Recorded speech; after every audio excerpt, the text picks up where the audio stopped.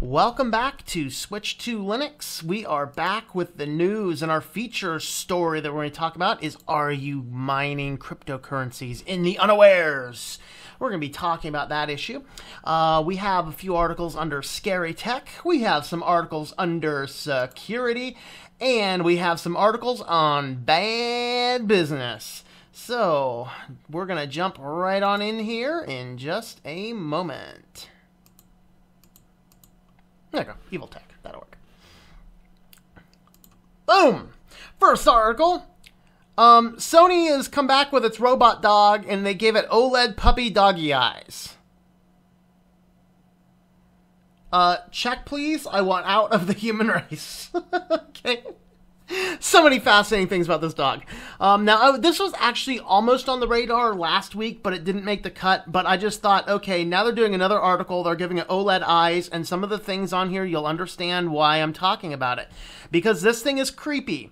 It's like, oh, cute little puppy dog. This is like cute little puppy dog that is a perpetually connected IoT device, probably readily hackable, that can spy on you with cameras, walk around your whole house, and transmit a whole lot of data about you. Bingo! That's awesome, and that's why we're covering it here on Switch to Linux. Where we talk about technology and privacy concerns. And so this guy here, it is just so cute. I mean, look at this guy. I mean, oh, is he cute? Oh, little puppy. I mean, yeah, okay, dog butt. I mean, there's no hole for the dead batteries come out. I mean, come on. Bow wow. And it scratches itself. That's exciting. So this puppy here, now they gave him OLED eyes to have much better, cuter looking eyes apparently. But if you look closely at this nose there, what you will see in the nose, there is a camera in there. That is right. The dog's nose takes video images, and it seems to store those video images up on Sony's servers, which we all know that Sony is just this hack-proof place. But not only does this dog cost you $1,700, but you have to pay a mandatory monthly fee for 3 months for an LTE service that even if you take this dog off of a wireless network, it is still connecting via LTE service up to the cloud. And of course, you get your app.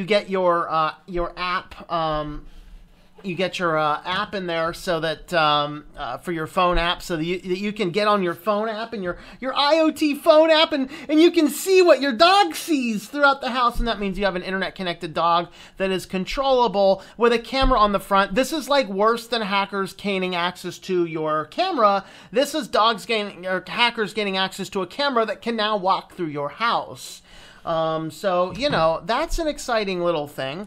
Of course, this thing is not available here in the United States. Bummer. They should. In fact, in the comments, somebody says they've identified their target market. Apple users.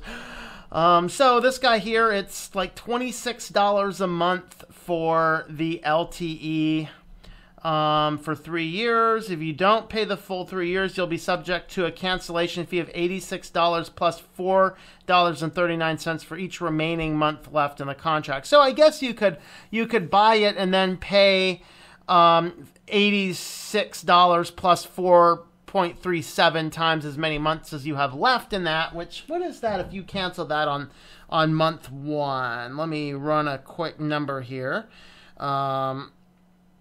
Let's see, so if you did 36 months times 4.39 plus an extra, what is that, $86? That's $244. So for just about $2,000, you can have the thing that's not perpetually connected to an LTE network, but you still have an IoT device that's probably connected to your Wi-Fi that somebody can probably get in there, hack into, and then, you know, is... Okay, there's like IoT things that are somewhat useful. This is an IoT fake robotic dog. Check, please. I want out of the human race. Yeah, there's a little videos about how cute the dog is. Yeah, that's a little intriguing. Next area in the area of scary tech is...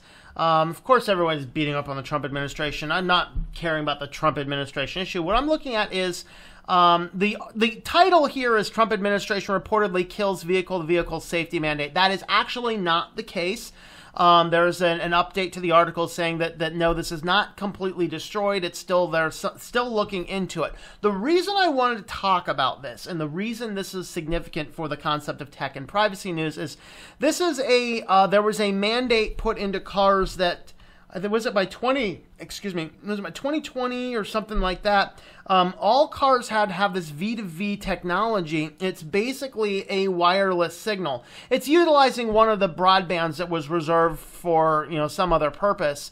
So if you look at the broadband, the frequencies that we use for wireless networks, this is one of those frequencies. So what was going to happen is all cars were supposed to be mandated to have this frequency that's always pushed out that can be detected by other cars as a means to kind of let cars know where each other are. And of course, that allows for a connectivity to an internet type thing. And what's the take-home message for this article is that the problem is almost every new car, as of starting in around this year, is going to be equipped with 4G LTE technology. And this is the worst idea in the history of ideas, okay? Here's the thing. If I have a software package over here, and let's just take, for example, if you're alive in the Windows 95 days and Windows 98 days, where if you had access to the internet, you were barely ever there. Mostly, no data could really transmit. Why is it we didn't have all these security updates? Because the things weren't on the internet. Okay, if it is a very simple matter, keep cars off of the internet, and you will not have an issue with them hacking through the internet. Now, there is the challenge of shortwave cars, because if you want the convenience of a key fob, you have to allow some degree of technology. Now, if an update is pushed, it's a very simple process of building a little port into there that you can update the thing, or having it take the car to the factory to push an update through. It's possible to get updates. Putting a car on the internet is the stupidest thing you could ever possibly do. It's just too open to hackers.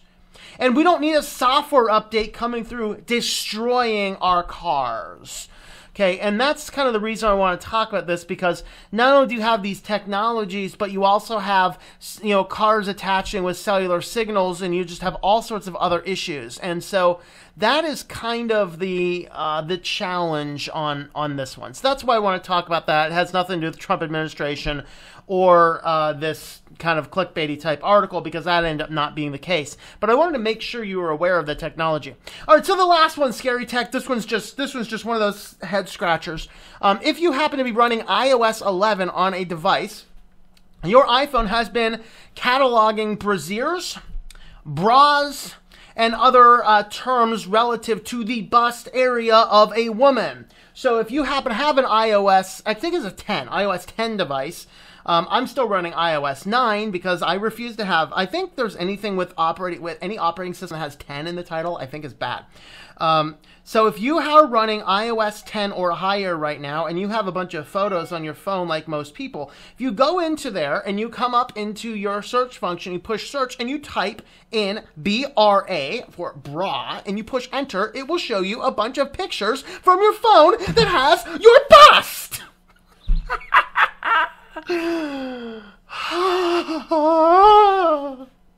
Of course, they're like, Apple responded to this and they said, you know what, guys? We're not collecting all this data. This is... Really? I might be the only human in the history of the universe that does not have the iCloud connected to their phone. Guess what? All your photos are going up there. You think they're not tagged like that? Because if I take all my photos and I sync them with my cloud, and I also sync that to my Mac, and they come back down, I can go on to the Mac and type in bra in the search, and I will get all my bust pictures. Okay? Yes, it is in Apple's cloud. And no doubt the search terms are in Apple's cloud. But yeah, you can come over here, and there's actually a whole lot of them. So this actually came out just earlier this week. Now, this was something, like I said, this came out on iOS 10. That's over a year old now. This has been a functionality for a year, but nobody's really noticing it. So here are some of the things. Basically, what they built into the technology, when you use your device and you take a picture, and this will, maybe it will scare you from taking pictures. You take a picture, the phone software is automatically looking for things. It's looking for things like Brandy's brass instruments. So I guess if I take a picture of a trumpet or something and type in brass instruments, bandas, breads. Let me see. Do I have a picture of bread on here? Let me see. I don't actually keep a lot of photos on my phone. Oh, actually, I don't even have that functionality anyway because I'm on iOS 9. Yeah, I only have like 15 pictures on there anyway. But basically, if you have iOS 10 or higher and you type on these things in, you will get this. But somebody had to program in brasiers, bra, and bras, which means every time you take a photo of your girlfriend or whatever else, if there happens to be a little bit of bust line in there, then your phone will tag that for you. So you can very quickly take your iOS 10 or higher device and type in bra and get just a whole listing of just all of the bra photos.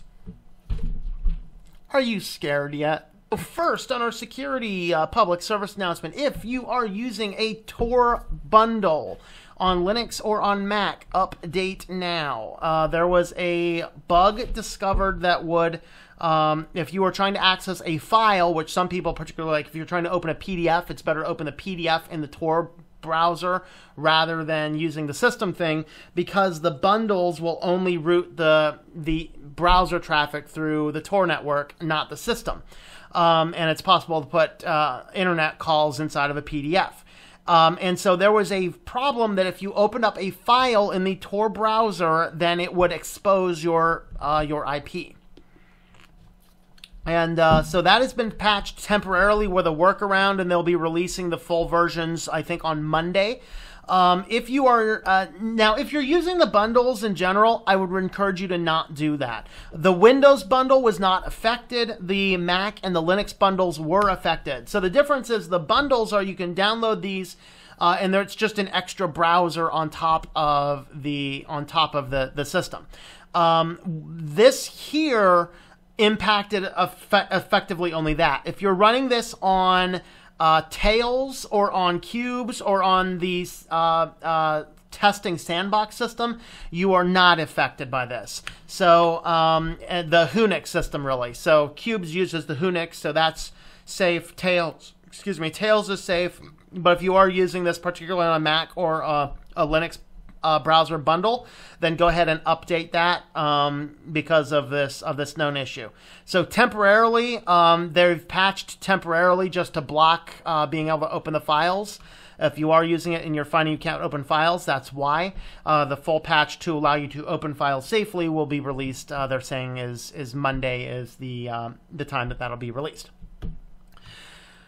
All right, let's on to the news of the day. So, if you've been following some of the news, what's been happening is, of course, with ads being, and in reality, ads are not nearly as good, particularly on a website. If you have millions and millions of views, ads mean a little bit more.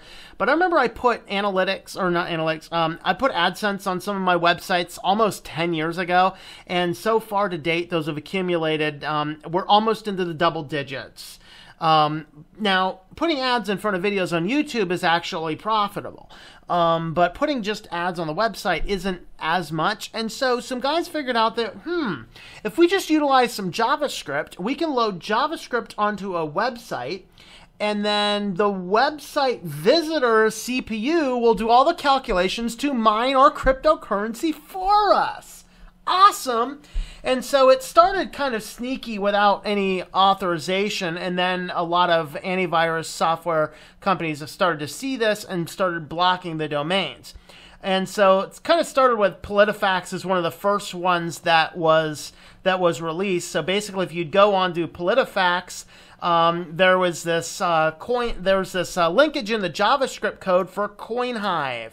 So with CoinHive, what this is doing is it's just going back and it's basically utilizing your CPU on your computer as you're visiting a website, and it's doing that specifically to mine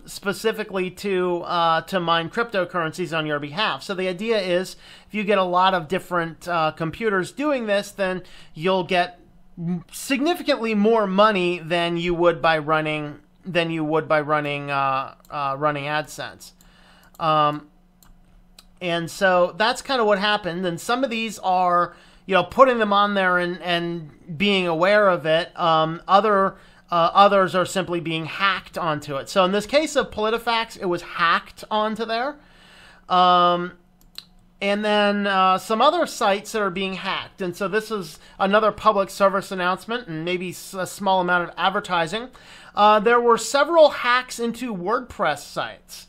And so basically, WordPress hacks become popular, and there's a couple fundamental reasons. It's not that WordPress is bad. WordPress is very good, and that's actually why I've chosen to develop in it. So I do a ton of custom developing in WordPress.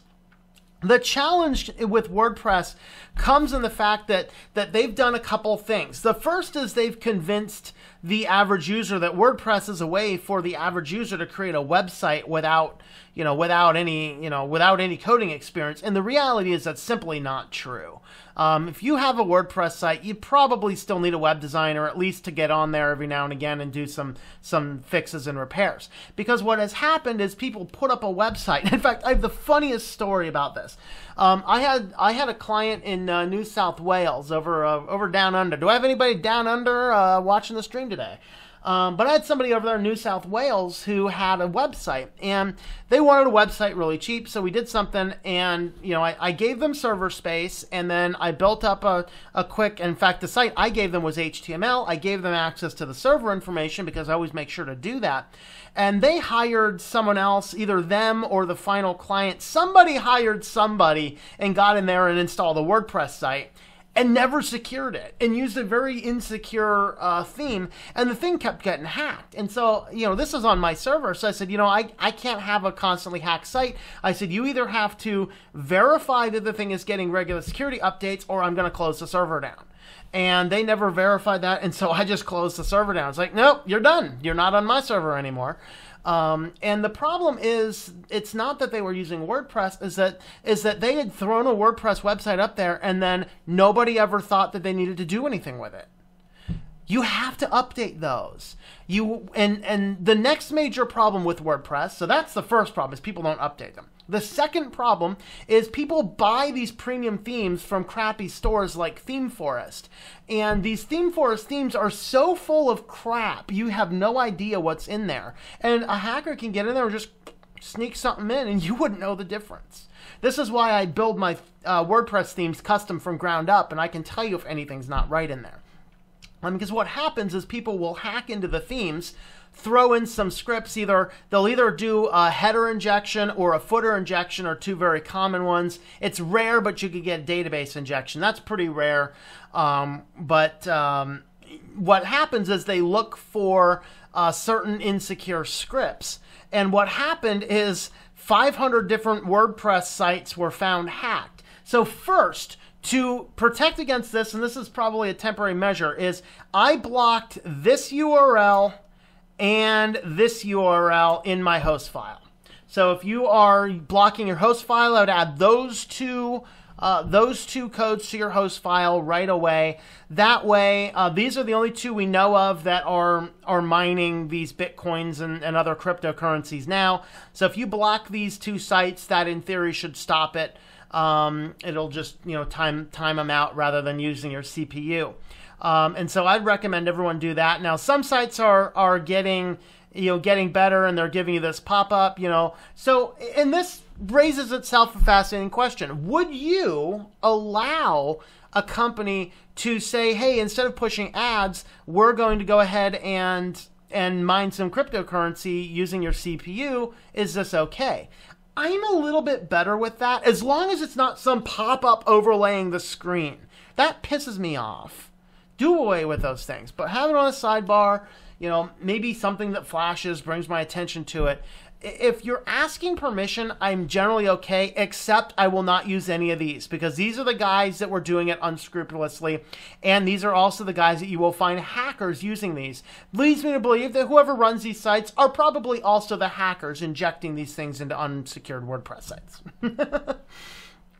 That's my thoughts. And so looking at a lot of different things, these are some of the scripts that were found. And again, if you're not familiar with web design, you can't tell what any of this is going on. And this kind of brings us full circle with a fabulous Brian Lunduke video where he's talking about how the internet sucks. Or I forget if somebody knows the exact title of that. Go ahead and leave that in the chat comments there.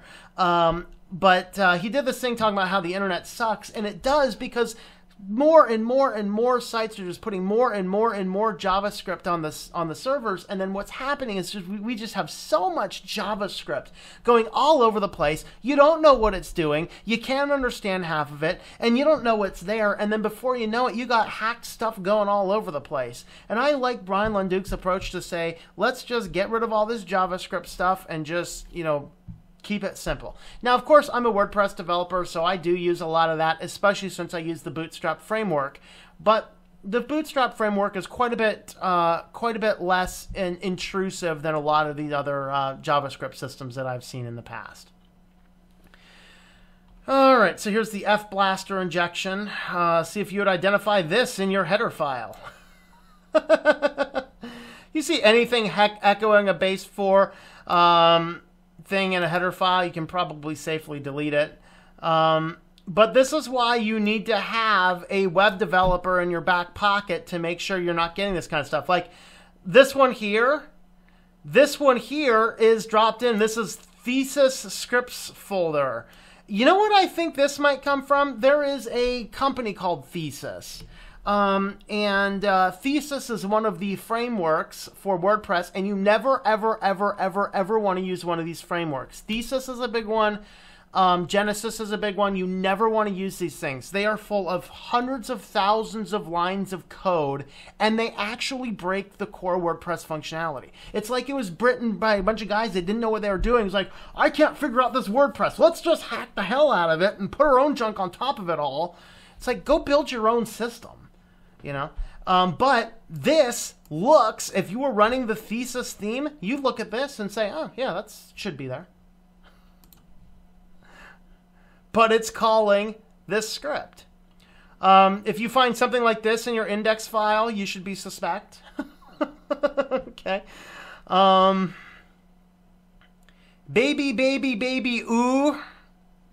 I haven't blocked that one. Maybe I should block that one. But again, Lois is a CoinHive user. So all these CoinHive users are going to coinhive.com. And so if you block those, then that should, in theory, block all this stuff out. There's probably going to be some better ways of blocking this down the road.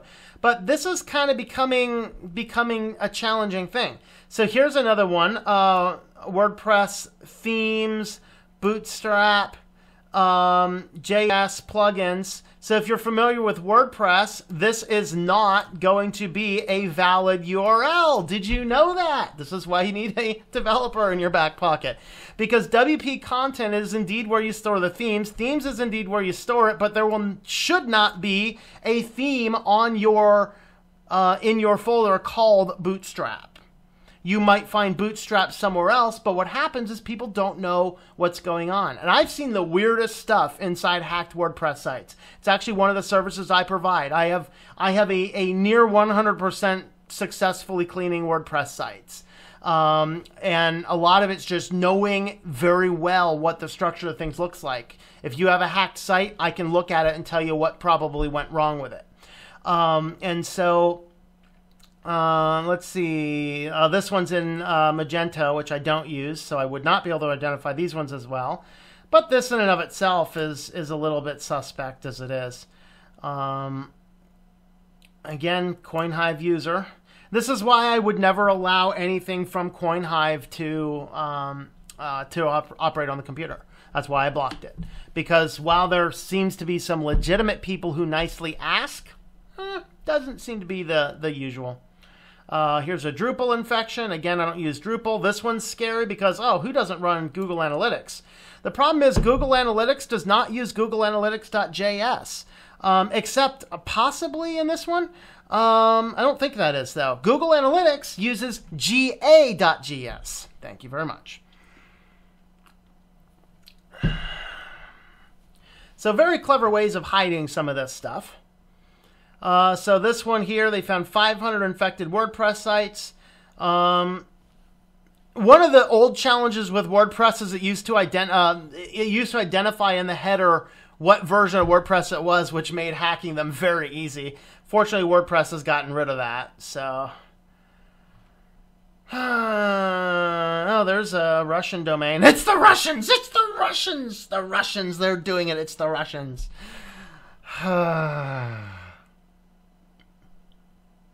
Oh, it's the cat. Hey, cat. Hey, cat. Are you hacking my computer? The cat's hacking my computer. So yeah, a lot of websites are out here. Pushing a lot of these cryptocurrency stuff. So that's kind of scary. Kind of scary, isn't it? So this was exciting. So somebody finds a completely unencrypted USB drive with all of the security of Heathrow Airport, including the Queen's routes and security detail.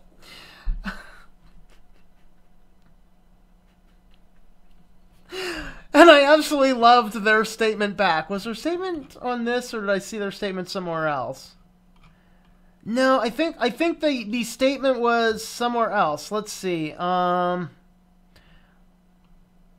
read a lot of different articles for each of these, but of course, as I've said many times before, you know, you can tell a PR officer is lying if their lips are moving, and they're like, "We take security the ultimate highest priority of all things at Heathrow Airport." Really? Then how is anybody walking around with an unencrypted hard drive, or like an unencrypted USB drive? Okay, like, I mean, we're talking little USB drives. Somebody found a USB drive with unencrypted data of all of the security. Every bit of the security detail is on the thing. Whoops! Yeah, if you're putting that type of information on a drive, at least encrypt the silly thing. The exact route the Queen takes when using the airport and the security measures to protect her. Files disclosing every type of ID needed, even those used by covert cops to access restricted areas. A timetable of patrols used to guard the site against suicide bombers. Maps pointing to CCTV cameras and network of tunnels and escape shafts linked to the Heathrow Express. Routes and safeguards for cabinet ministers and foreign dignitaries. And details of the ultrasound radar system used to scan runaways in the perimeter fence. Can we say whoops? Whoopsies. Oh. We've already been talking about some IoT stuff, but this was a fabulous little article on Ars Technica. Security versus convenience. IoT requires another level of thinking about risk. And I read this whole article going into all of this, and the takeaway that I wanted to talk about is that the problem that we are having with all this IT isn't the fact that we need to educate people about how to use everything. It's not how much we need to educate people. It's not all of the measure of the fact that is this something we want to weigh out? Like, should we buy Amazon Key? Are we ordering enough things? Do we live in an unsecure enough neighborhood that we have to worry about porch pirates that we would buy Amazon Key and allow a stranger to put a package in our house when we're not home? The problem isn't in all of that. The problem is that all these companies are pushing all this stuff and in some options withdrawing our ability not to. For example, to my understanding, you cannot any longer get an LG appliance that does not have smart technology embedded. I mean, I haven't looked lately, But can you still find dumb TVs outside of maybe a little one about smaller than the size of this computer monitor? You know, do we have those functionalities? Can we still get it? And what happens now is that it's not even a matter of, do I want a smart TV or do I not want a smart TV? It's a matter of, that's what you're getting because that's all that's available. And so what's going on in the light of all this is that this article is a fabulous little article about we need a better risk assessment. We need to identify the risks. We need to identify the problems, but the corporations are still in control and pushing certain options that they want us to have that we are lacking the ability to remove. And that's the challenge.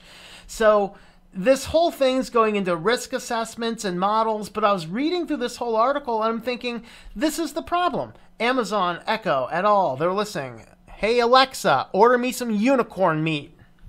Okay? And yes, I have to say that every time I see something about an Echo. And so we have all of these things, but the problem is that everything is pushing this IoT stuff down our throats, and the average consumer is so unaware of what's going on. They're like, I have nothing to hide. No challenge. And so what's going on now is they're coming in and saying, whatever. The challenge isn't that we need better risk assessment. And this is his risk assessment, of course, if you've probably seen this. How risk assessment models work and why they're inadequate. The reason they're inadequate is because we are not giving consumers choice or any information. And the reason is if the consumers knew the information, they'd be like, no, that's not worth having. And the tech would die. And that tech is what drives the companies. And that's really the reason. That's why Microsoft is collecting so much data. It's so that they can collect as much data as possible to make the best advertising possible to sell advertising. That's what their end game is. Okay? And if they take any amount of time informing people about what all this stuff is, people would look at this and go, holy crap, that's scary. Let's discontinue that. And then what would happen is we move away from it. So this article is very nice. It's an interesting and fascinating read. For those of us that already think about this stuff, this is great. But the problem we have is that this is so unreasonable in the sense that this is the exact type of thinking the companies do not want the consumers to have. Because we'll look at this and wake up and go, maybe I don't want to order an Amazon Echo because the thing is always listening. Maybe I don't want a new Microsoft Windows 10 computer because it's always listening. So you have those types of functionalities that are out there, and so that in and of itself is the thing. So this was a cool and fascinating thing, but at the same token, it's something that this is what the companies don't want. They don't want you to do threat assessment. They don't want you thinking about it. In fact, a famous line from an Adventures in Odyssey is the one where the bully of the town releases this rock band. Of course, it's a Christian program, so they're trying to say that rock music is of the devil. The parents in the town want to get together and burn all these tapes, and the final concluding remark to the guy's father, who's like the local scammer in town, is they say, oh, let's just talk about this and think about this, and he's like, no, we don't want people to think about it. If they think about this stuff, they'll stop buying. And that's the line that they used in the show. And it's just so fascinating that that's the thing. These companies do not do any of this. They don't educate us about any of the risks because all they want us to see is the benefit. Because if we see only the benefit and we are blind to the risks, we will blindly buy the thing and not realize the downside. So if you want more fun downsides on things, yeah, the iPhone 10, it's like all the security stuff in the iPhone 10. Yeah, guess what? The app developers can use this. They have to promise not to sell the data.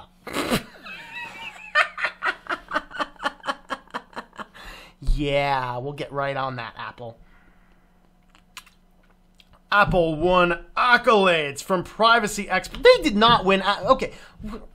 Okay, I don't know much about Roundup. What is the bias leaning of this? Is it a reporting company? Whatever. Because they did not win accolades from privacy experts in September. They got a letter from the Congress and from Senate saying, we want more information about this Face ID stuff. You remember the news? I covered that.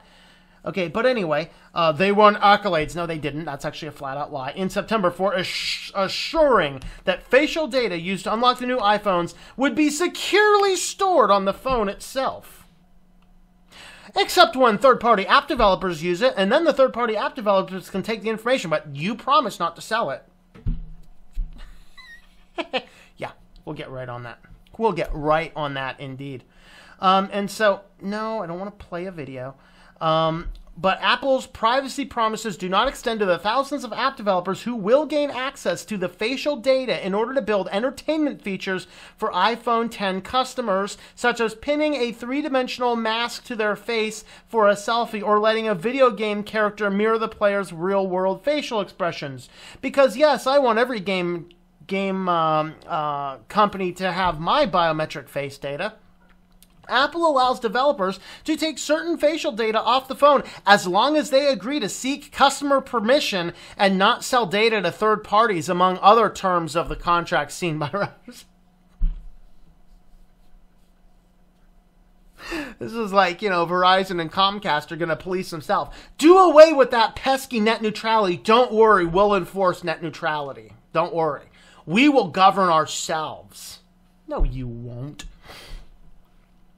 App makers who want to use the new camera on the iPhone X can capture a rough map of the user's face and stream more than 50 kinds of facial expressions. Okay, that is the reason in and of itself that not only do I not ever want to get near an iPhone X, I will not let somebody point a camera of an iPhone X near me. That's creepy. This data, which can be removed from the phone and stored on the developer's own servers, can help monitor how often users blink, smile, or even raise an eyebrow. I'm raising an eyebrow right now, buddy. I'm raising an eyebrow right now. That remote storage raises questions about how effective... I mean, come on. Don't worry. This facial data is going to be used to secure all of your data for Equifax. But don't worry. It's stored on their secure servers. That remote storage raises questions about how effectively Apple can enforce its privacy rules, according to privacy groups such as the ACLU and the Centers for Democracy and Technology. Apple maintains its enforcement tools, which include pre-publication reviews, audits of apps, and the threat of kicking developers off its lucrative app store are effective.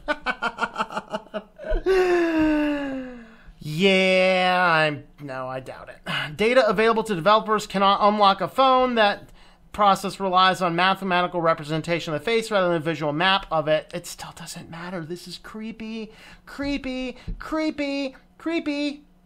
It's going to get the user's permission, just like Facebook.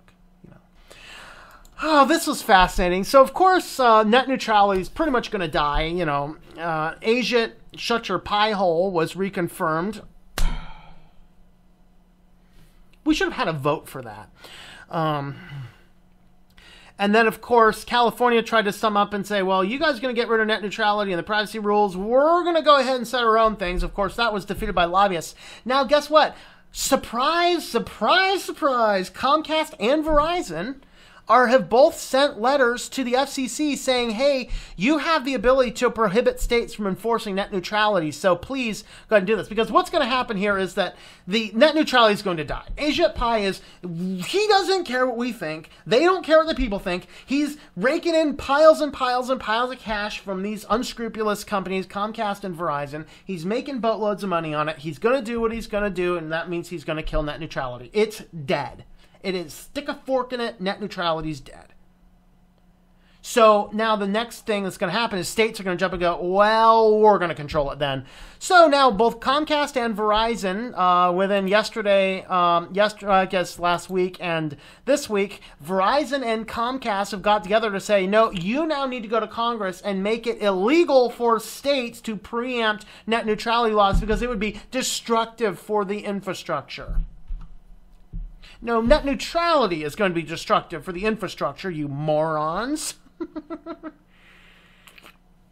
So, as the FCC prepares to gut net neutrality, broadband providers are worried that states may enact their own laws to prevent ISPs from blocking, throttling, or discriminating against online content. Okay, this, like, we need to take a public vote on this. We need to get this on the ballots ASAP. This should right now be a national citizen vote. We as citizens want to vote. Save or kill net neutrality. I bet we will find an overwhelming save net neutrality. They're going to do what they want to do. The saving grace is if we kick the can down the road long enough to this is passed within the last 6 months of this administration, then when the next people come in, they can overturn it just like these guys overturned the other guys. But yeah, so Comcast, and this is the letter from Verizon.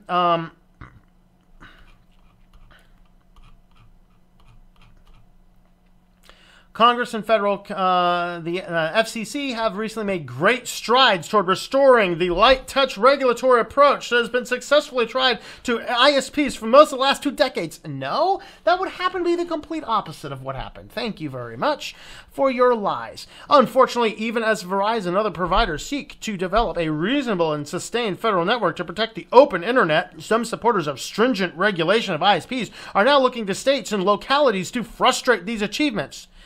As they should.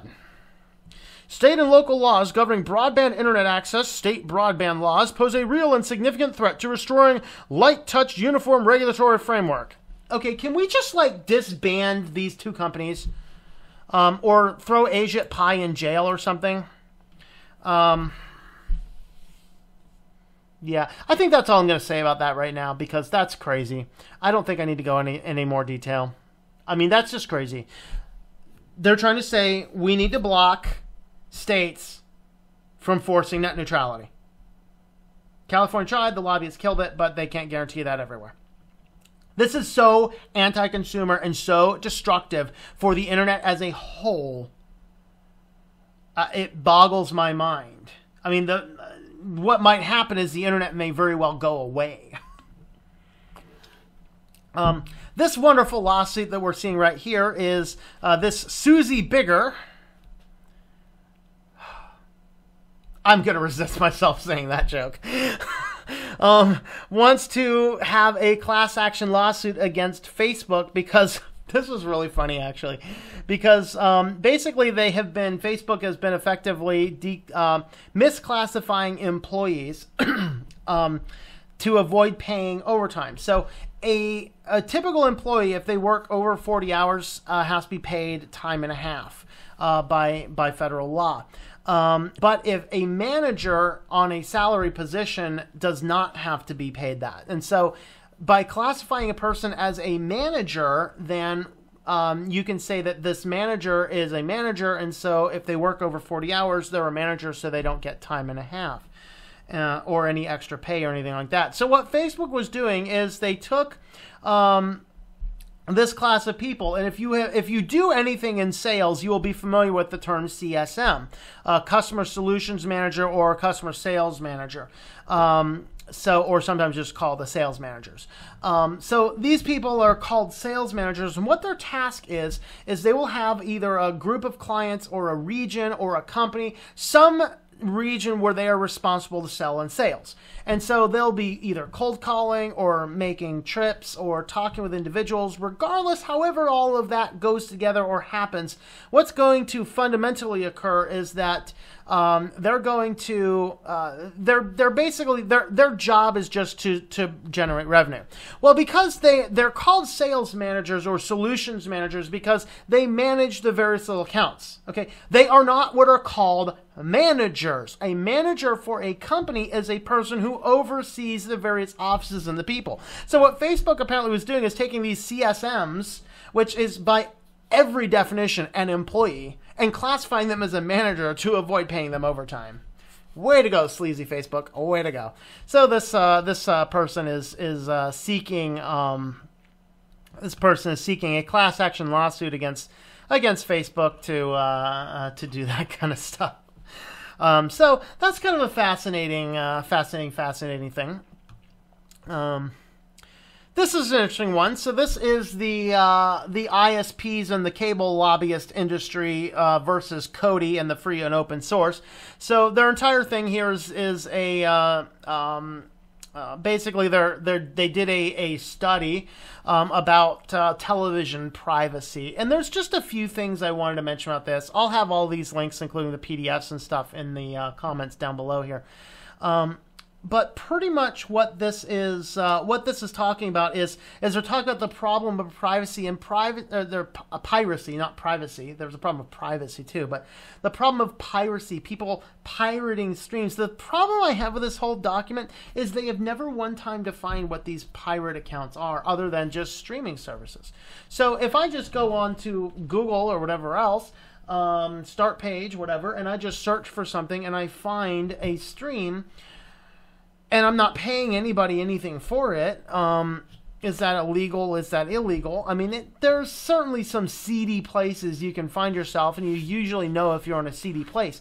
But here's the thing, just because something isn't administered through Amazon or through Netflix or through Hulu doesn't necessarily mean it's pirated or whatever else. I mean, there's people that release free things. There's a lot of services that compile, like I love watching top documentary films, which for the most part is simply pulling various things from various locations in YouTube or Vimeo or wherever else and pulling them in. For all intents and purposes are legal. So this group here, and this report has got to be going to ISPs. In fact, this is a company that sells information. It sells set-top boxes and other information to ISPs and cable networks. So I don't know if this was released internally to those guys and it leaked out, or if this was released to the public, or what the situation is. But basically they're saying 6.5% of households are accessing known subscription television piracy services.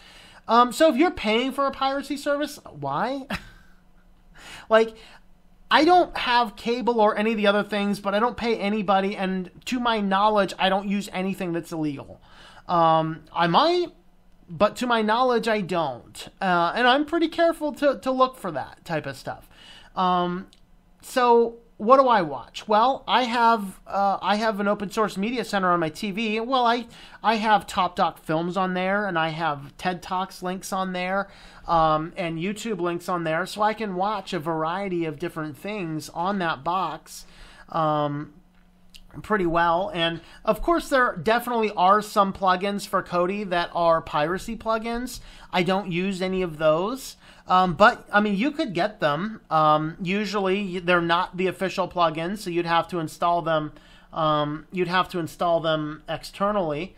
But that's something there. So here's the economics of the subscription television piracy. So the end user consumer, the box seller, the unlicensed video, and the video host. So this is all this. Of course, they got all these seedy characters over here, make it look all scary and seedy. So this is the problem, is that 7 million subscribers, the estimated number of people using these systems, times $10 per month, times $12 a year is $840 million a year is going to these pirates. Ooh, the pirates are making money. They're making a lot of money. Making a lot of money. But here's the thing, cable industry, cable service providers, you know what we need to do? We need to get these guys converted to our systems, because this is costing us $4.2 billion a year. So now take these same exact 7 million subscribers times $50 a month times 12 months a year. That's $4.2 billion a year. I got news for you people. That's really great for you. That's really great for you. Okay? But I got news for you. Okay? And I'm going to get kind of hot about this. In fact,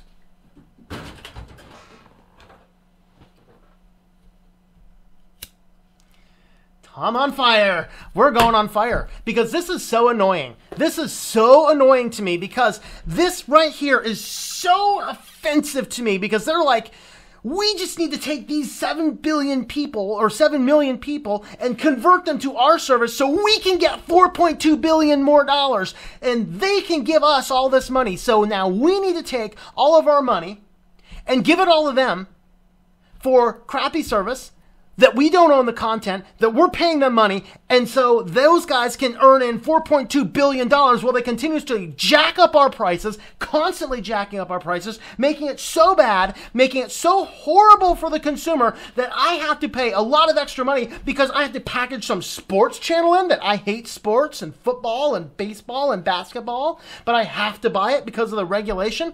This right here, people, is why. This is why people are resorting resorting to the piracy services because they don't want the crap they don't want. They don't want to be paying some unscrupulous corporation who's screwing with our laws, who's buying lobbyists, who's buying the FCC, who's getting rid of net neutrality, who's trying to filter all this stuff out. They're trying to get to the point to where now, instead of us saving money, getting our needs met for $840 million a year, we're instead going to give them $4.2 billion a year for them to destroy our laws, buy our politicians, and give us crap that we don't want and make it overall generally worse for us. Because I got news for you, people. We all don't have $50 extra a month for your crappy service.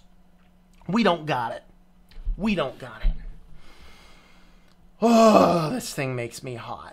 But basically, these guys are going against Kodi that has the ability for doing these apps. But I got news for you. If you close down all these piracy services, I'm still not buying your crap.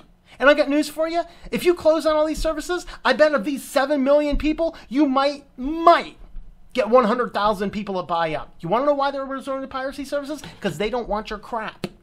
That's why. They don't want your crap. That's why. Nothing else we can say about that. They don't want your crap. All right, so this one's a neat one here. Apple apparently is now making more money with their services than with AirPods, Apple Watch, Apple TV, and the iPad sales combined.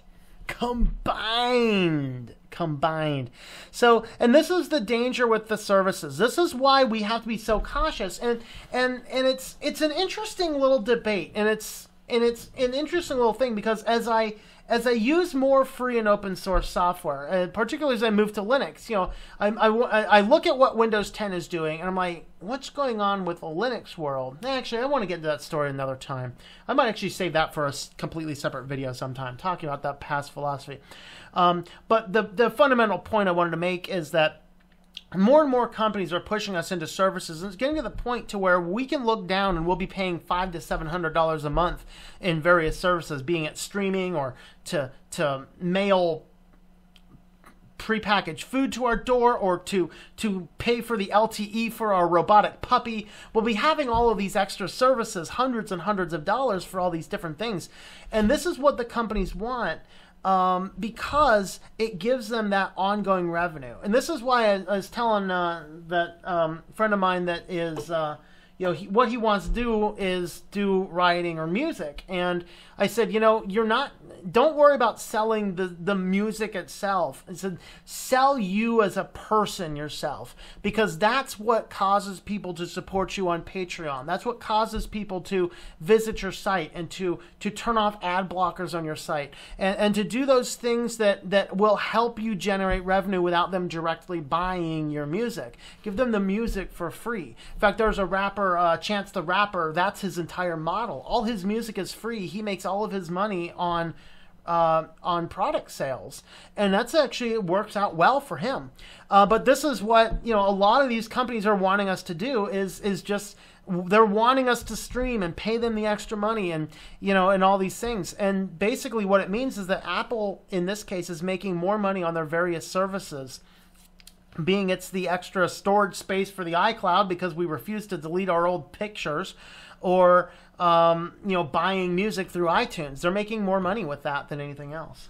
And then the last article is a little scary, and this is since Destiny 2 had a big success selling it digitally, they're using this. If you remember back when must have been 2000, was it 2013 or 2014? Whenever the Xbox One was coming out and in development, Microsoft originally wanted to have games that were effectively download only, because the box was only going to be working on the internet and it had to stay perpetually connected to the internet, which is creepy as all get out.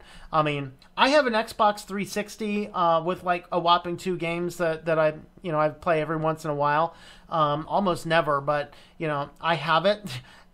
Do you think I'm letting that thing stay perpetually connected to the internet? Nope. It stays completely unplugged when I'm not using it, which is most of the time. But it caused a big outrage with all the download, because when you have a gaming industry based on downloaded model, guess what goes away? Resale, used products, used services. And so that caused a big backlash, and Microsoft backed away from that and said, okay, no, we're not going to do kind of like a download-only model. But now with this success of Destiny 2, and I have no idea what this is because I don't really play video games, this jumped for the first time from 20 to 25% download in Call of Duty games up to 50% of people downloaded it rather than buying the retail disc. I'm not sure if they promoted it differently or if they released that prior to the disc being in stores. I'm not sure what the dynamics of the marketing for this were. But what the significant thing is that now 50% of people bought this as a download. And now they're looking at this going, maybe this download model is once again viable. Because this is the model they want to do. This is why I'm having such a hard time in our modern society, because I think of the only games that I have in my office. Like, I have Warcraft 3 that I like, and I have Civilization 4 that I like. Okay? And if those companies go bust, I can still play those games. I have the game, and I have the CD, and I have the product key. And you know what I probably should do is I should go online sometime and find a few of the update patches and keep a copy of those in my digital files. I should do that. I haven't, but I should do that. But I think what I should do is do that, get those things going, and that way I will have the ability to, if anything even happens to the physical media, I should still have them and still be able to run them through the ISOs. But if those companies go belly up, I can still play those games that I bought. But if everything is download, and everything is DRM'd, and everything is internet connected, and everything goes through their company servers, when the company goes belly up, I don't have the game anymore. Or when they decide to stop supporting it, I don't have the game anymore. And that's a terrible, terrible thing. That we need to get back in the habit of buying things that we control, not downloading a license to use something. And that's something we need to think about. Well, thank you for watching this edition of the Weekly News Roundup. If you'd like to help support me, you can go to switchtolinux.com/support. I also have, I'll go ahead and promote these probably for the first time on this channel, but I am also an author, although it's Christian material, so it may or may not be for everybody. But I do have 2 books. Testing and Temptations is one of those, and a parody book, The Art of Shallow Neighboring, is the other one of those books that I have. You can actually get information on these books at ourwalkinchrist.com. If you actually go into my channel, I will have the YouTube channels for these books linked there with all of the proper links that you can find information on those too. Just letting you know those are out there, if you did want to pick up one of those books, you can do that. You can buy them directly from me or through Amazon and several other places. So thank you for watching, and I hope that you enjoy switching to Linux.